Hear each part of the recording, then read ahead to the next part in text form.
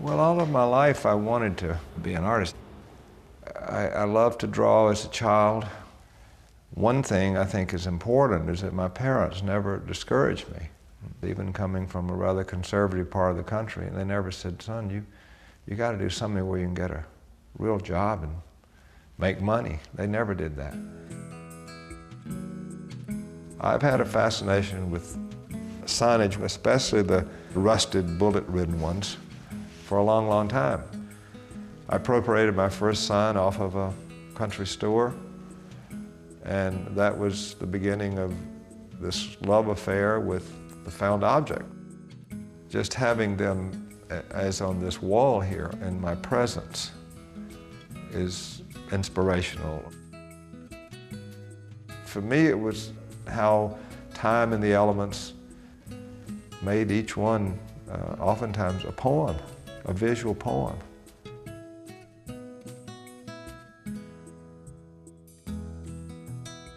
When I was a boy, my father and I would fish a good deal. And there's a wonderful river that runs through that part of Alabama. And we'd come back at lunchtime because at the edge of, on the riverbank was this house on stilts where you could buy Vienna sausage. We call them Vienna sausage, and crackers. That would be your lunch. The house built up on stilts at the river edge often was covered with these signs. And I remember somebody had painted a sign of a catfish sort of jumping out of the river or pond. So on my house, the river house that I built is a picture of a catfish that I drew.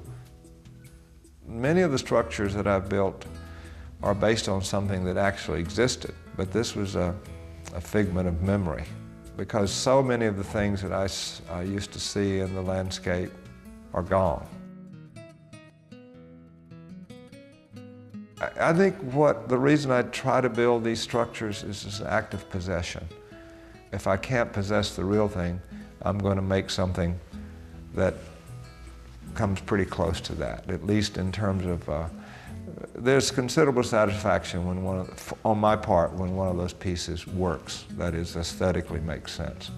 Whether it be a very literal treatment of a country church, or in the case of River House, an evocative feeling of a childhood memory.